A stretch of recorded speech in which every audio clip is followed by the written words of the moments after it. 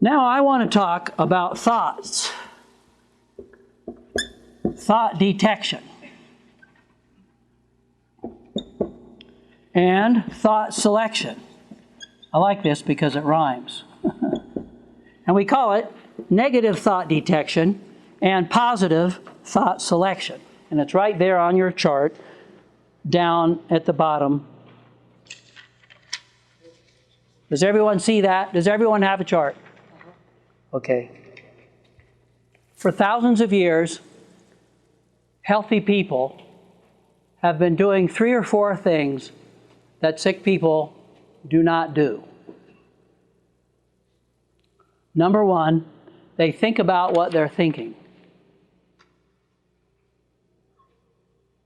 Think about that.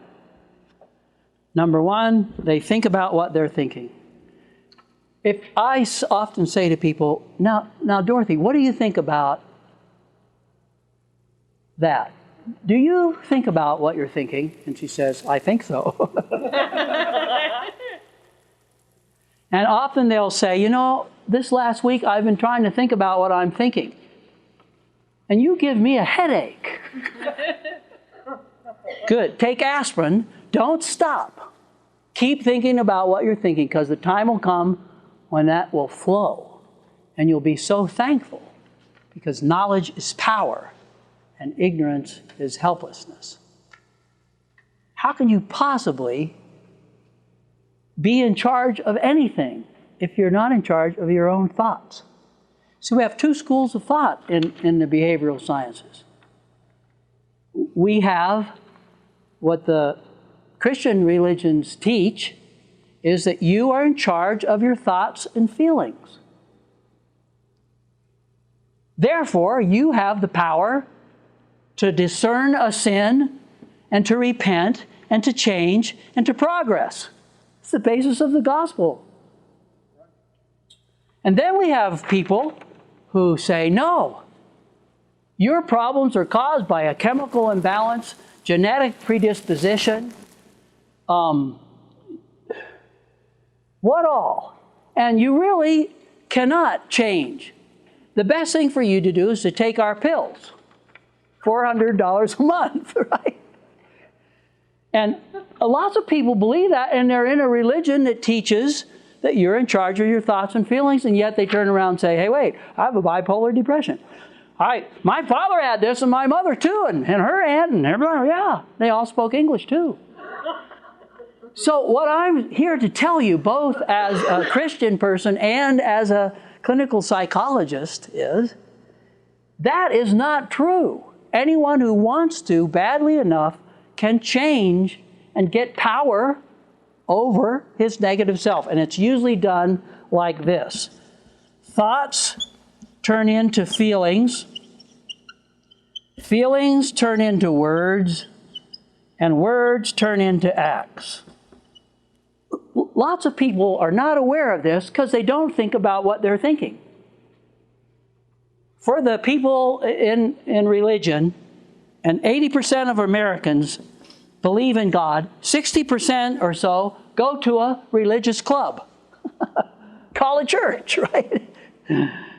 And so psychologists that use your deep belief systems to help you are very wise. Those who ignore it, they don't have much leverage in helping you. So watch. Is there such a thing as a thought sin? Yes. Is there such a thing as a feeling sin? A word sin? An act sin? There is. You can even read very famous preachers talking about that. Now, if there is the forces of negativity and the forces of positivity, in religion we call it Satan and God, and Satan's goal is to get you and to tempt you in your thoughts. If you think a negative thought, and then you say, oh, shut up, negative, I hate you, get thee hence, right? That is not a thought sin. All you're doing is dealing with the testing agents in this earth school and dumping them. If you keep the thought, and you own it, and you multiply it, you have done a thought sin. And then you'll notice that you're starting to feel. Right? This would be a feeling sin. You keep it, you own it, and then you speak it. I'm going to rip him off. Right? And then you do it. Think about that. That's exactly how. That's the avenue that Satan can work with you. And it's also the avenue by which the Holy Spirit, the Spirit of God, or God works with you. Wouldn't that be good to discover that and quit saying, well, God isn't working with me because I don't have any fireworks or visions or... Yeah, He does it in a very quiet way. Thoughts, feelings, words, and acts. And that's why in psychology we talk about thought control as one of the strongest, most powerful forces in the world to keep you out of depression, anxiety, worry, phobias, panic attacks. Just think about this for just a minute. So, the things that healthy people do are, they think about what they're thinking. Watch this, it's all here. They classify their thoughts. That's negative. That makes me feel dark, mean, selfish, and rude. This morning, a shy person said, you know what, Doc? I have discovered that being shy is very selfish. Why? Anyone ever been shy? What do we think about? Only ourselves. We don't think about the other person is working his head off to try and talk to me. We just think about protecting ourselves from humiliation phobia, see? And she also said, you know, I used to have panic attacks. And panic attacks are very selfish. All I think about is myself. I nearly wrecked the car the other day having a panic attack. The kids are wondering what's wrong with me, right? So think about this. They classify their thoughts. This is on page 1, so let's get this down. They think about what they're thinking, and they classify those thoughts. So that's thought detection. That's think about what you're thinking. Classify the thoughts. And number 3, they throw out the thought trash. How do they do it? That's stupid. That's selfish. That's dark. That's all about me. What about them? Hey, wait, that is mean. That would hurt. I remember working with a guy in the penitentiary that slit somebody's throat. He was trying to tell me it doesn't hurt. Oh. Those old guys who used to whip their black slaves and say, well, those people are black. It doesn't hurt them. It doesn't hurt a lady to do the dishes all day and chase kids. And she's a girl. That's what she's for. So thought detection and thought selection. So you think about what you're thinking. That's what that means. Number 2, you classify your thoughts and you take out the trash, the thought trash. That means you replace the negatives with positives. Now that's the great secret. Lots of people do. Number 1, think about what they're thinking, classify their thoughts, take out the thought trash, and then they just stand there. Why do people dump garbage? So they can fill up the space with positives. And on your chart, would you be willing? See there where it says, give equal time, it's in 1, negative thought detection, positive thought, give equal time to the real self? I think. Yeah, you give equal time to the real self. Can you see that down there in my handwriting? And that means replace negatives with positives. Is that clear? See why it's so important to think about what you're thinking? Now, so this kind of thought control is very important in your religions. God's way of thought control is called constant prayer. Think, pray. Brigham Young, you LDS people that are here, he said, I don't see how the Latter-day Saints are going to make it in the last days unless they pray with every breath. Whoa. You know, you say to most people, how often do you pray? And they say, let's see, 3 meals, 2 morning prayers, evening prayers, 5. They live in the spiritual cellar. I remember Seventh-day Adventists saying to me, and on which day do you worship? What's the answer? Every day, every minute. How often do you pray? Constantly. It should be think, pray. You LDS people, look up 3 Nephi 21, where Jesus commanded the people to rise up and stop praying, and he commanded them to never stop praying in your heart. Now, how do you do think, pray? Right while I'm talking, there's a prayer in my heart that you'll get this, that I'm saying the right things, that it'll make sense to you. What prayer is in your heart at this moment? That I'll get it. So right when you're working, and Brigham Young even said, whether you're at a dance, at a business, visiting in the house, he said, you should have a prayer in your heart that you will be free of temptation. Suffer us not to be led into evil. Deliver us, right? So there's so many scriptures for this that you people can look at that tell us that we are in charge of our thoughts and feelings. And believing that we're helpless victims is wrong. Page 5 of the Strength of Youth pamphlet. You are a child of God with great strength. Do not blame your friends, your family, or your circumstances if you choose to disobey God's law. Do you know that obeying fear-based thoughts is against the Christian religion? Yeah. Obeying fear-based thoughts. Here's a scripture for that, right out of the New Testament, John 14:27. Peace I give unto you, not as the world giveth, because the world thinks that peace is the absence of war, the absence of fighting, but it's not. It's a great feeling inside. Then it says, let not your heart be troubled, showing that you're in charge of your heart. Or else why would it say, let not your heart, if you didn't have any choice and you have a bipolar depression and you have a chemical, clinical, blah, blah, blah, blah, blah, blah. And you have no power to let your heart do this or that. See? That's called the medicalization of human behavior. Okay, so think about, let not your heart be troubled. One apostle said, this is the most widely disobeyed commandment in our church. Why? Utahns take those medications more than any other state. Prozac, Zoloft, Paxil. Let not your heart be troubled, neither let it be afraid. So little do we know, but multiplying fear-based thoughts is a sin.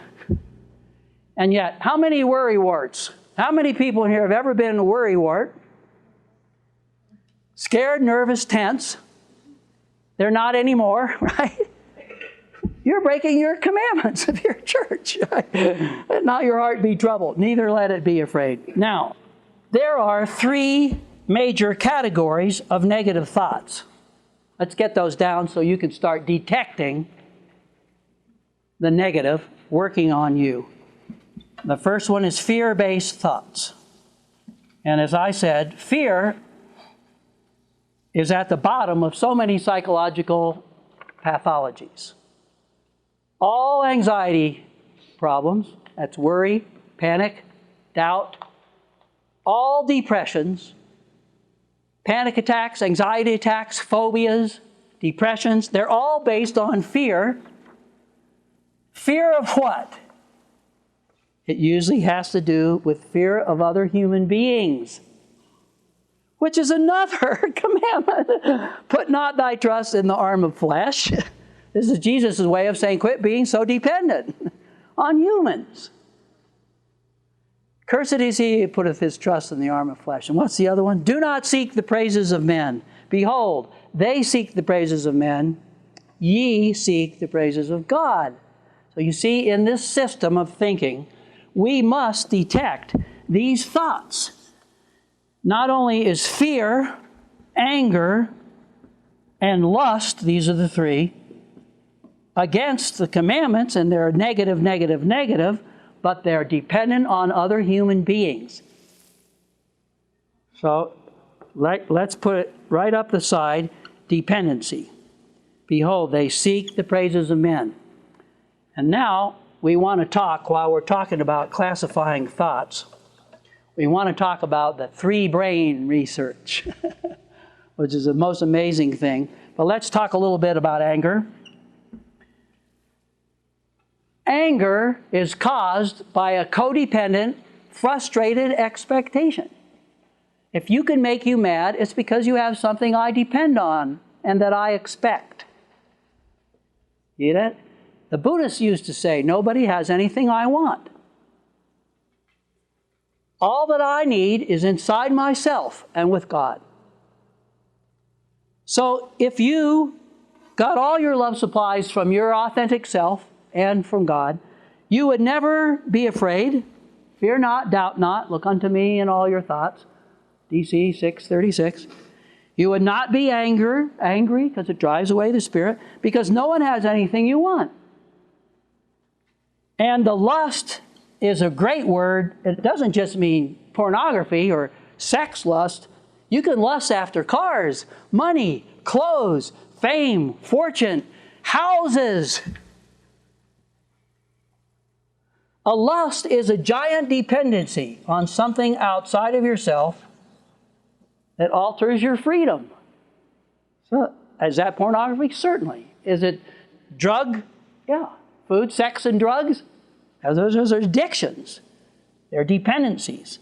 So, our enemy comes to us through these kinds of thoughts, but mostly through the total dependency on human beings for love supplies. God's way says, come unto me, I will give you peace and rest. My burden is easy, my yoke is light. Right? Or my yoke is easy, my burden is light. Whatever. It means He has plenty of love to give you and to spare, right? So let's talk just a minute about what do you replace these with? How many of you are pretty good at detecting fear? Anger. Lust.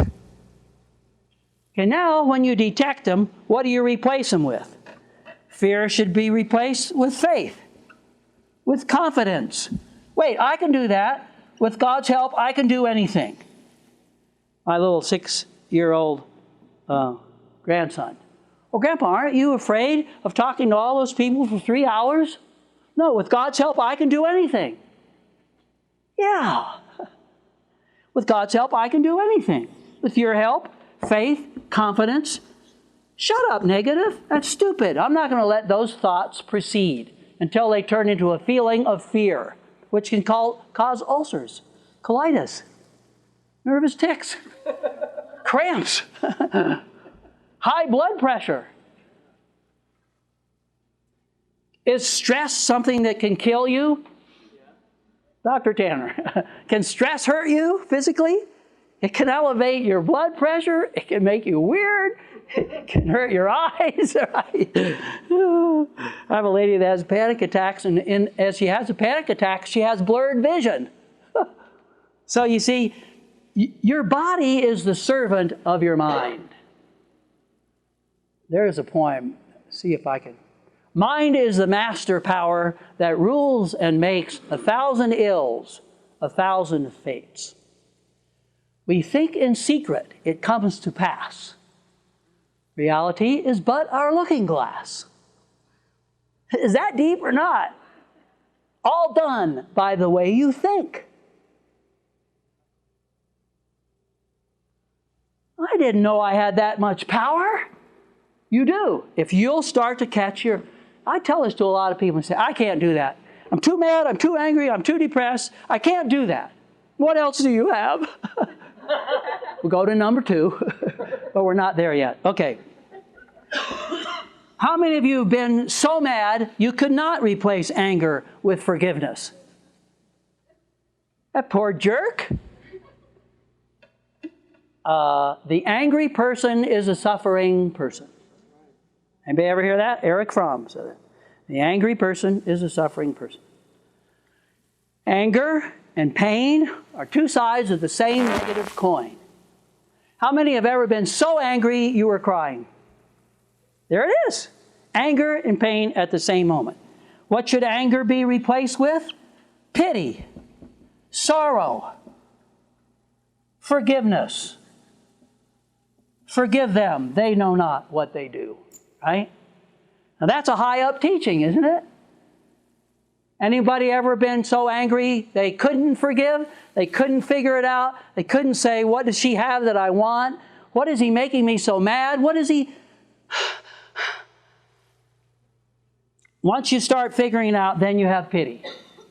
The reason he's hitting the kids is because his dad hit him. Of course, I'm going to stop him, but I'm not going to hate him because then I'll have to hit all the more.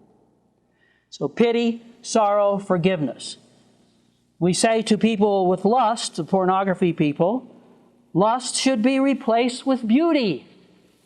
Nakedness does not mean sex, you idiot.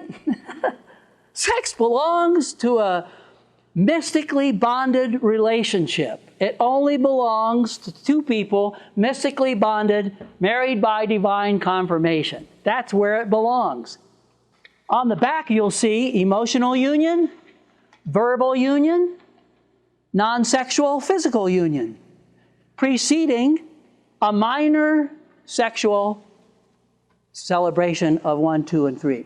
We're not going to study that now, but later on we'll go into this in great detail, showing that's the only place sex belongs.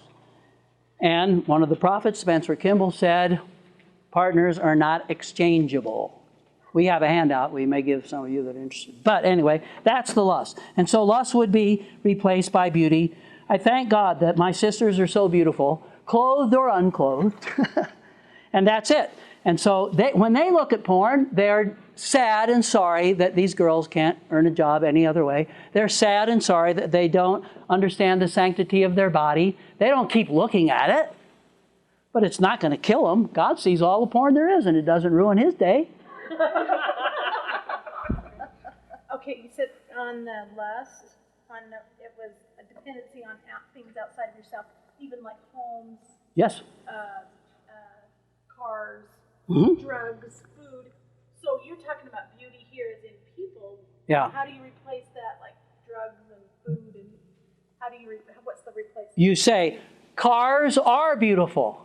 Sailboats are beautiful. I love sailboats. I lust after sailboats. But I don't have to have every one that comes around. I love roses, but I don't pick them all.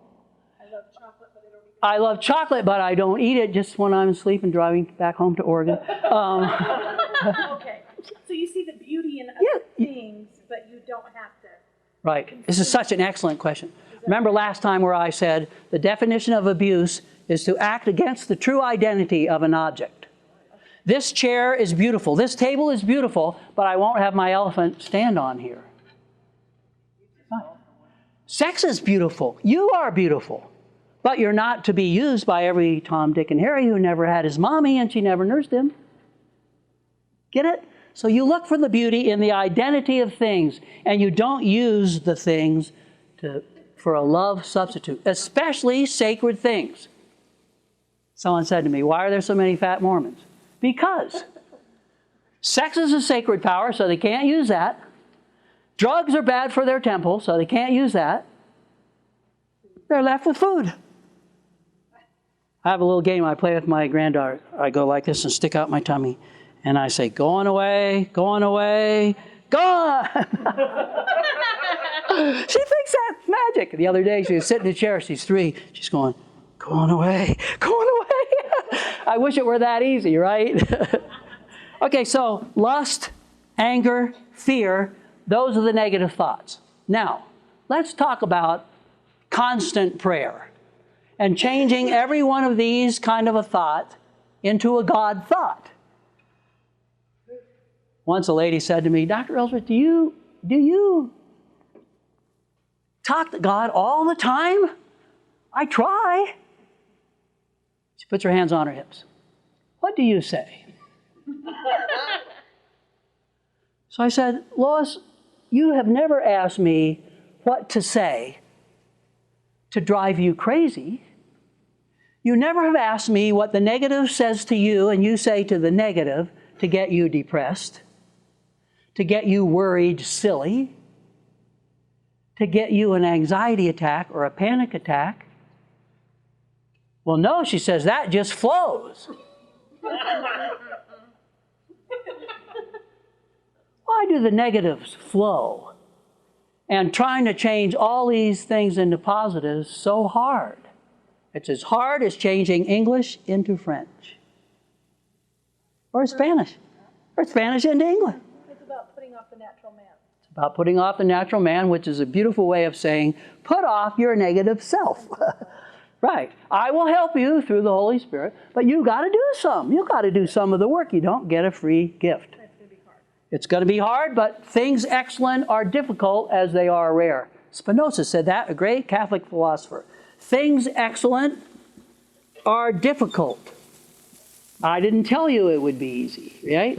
Things excellent are difficult as they are rare. Why is that saying true? Because the masses are jackasses, right? They want the easy way. Straight is the gate, narrow is the way. Few there be. Few. How many self-actualizing people are they in the world? Maslow said 3 to 10%. Maslow, Dr. A. Maslow, is the guy that discovered the self-actualizing person. He discovered 16 traits, which I'll be discussing with you in November. Things excellent are difficult as they are rare. Okay, so if you could catch these thoughts, this one lady that asked me that finally got to the position where she said, I have learned now that if you're not praying to God, you're praying to Satan. That's perfect. Multiplying fear-based thoughts will change you into feeling, fear, words, and acts. Multiplying anger will make you into a mean, grouchy Scrooge. Multiplying lust will make you a slavery to whatever you lust after. Changing those to their positives will make you free. So she said, how do you change these to a God thought? She even said to me, just give me an example. You're driving down the street and you see a tree. And you want to change that thought into a God thought. And immediately the words to one of my favorite poems came. You guys know this? A tree whose hungry mouth is pressed against the earth's sweet flowing breast. Oh, poems were made by fools like me, but only God can make a tree. You do that, she says. Sometimes I'll do that when I pass a tree. And so think of all the things. How beautiful that you people are here, that you want to learn this. It's a great miracle to me, right? Every thought changed into a God thought. Things excellent are difficult. If you'll try this, I can challenge you to just trying for 1 week to think about what you're thinking and see how hard it is. Go ahead. Can you give us a new definition for the term difficult and hard? Fun. How about rewarding? Has anyone done this besides me? Of course, we never have done it. We're always doing. Maslow's term is not the self-actualized person, but the self-actualizing person. Yes, sir. I think it's thinking positive and the negative. Like when I'm woe is me, and it's like just gotta keep trying. Because there is something to look forward to. Bingo. It's rewarding. It's fun. It'll pay off. Patiently, we're going to do this until we succeed. We're not trying anymore. I don't have to try to change tree thoughts into God thoughts. Yeah. You go up and down, but you don't quit. You never, never quit. And God will help you the most when you're having the most trouble. Do you help a kid that's doing really well? No, but if she falls down, you'll go help her. And God will help us the most in our highest forms of adversity. Isn't that when you learn the most too? It is. No pain, no gain. You must taste the bitter to prize the sweet. So does that help you with your question? Yes. It's sweet. People say, well, I don't want to go back in time and rescue my little inner child. She hurts like anything. And then what do we say, Steph? Yeah, but you get to rescue her. That's the fun of it. Then it's worth the pain. So fun, rewarding, sweet. triumphant challenge, okay? Things excellent or difficult are rare. We take a break now. Rare. We take a break now. Rare. We take a break.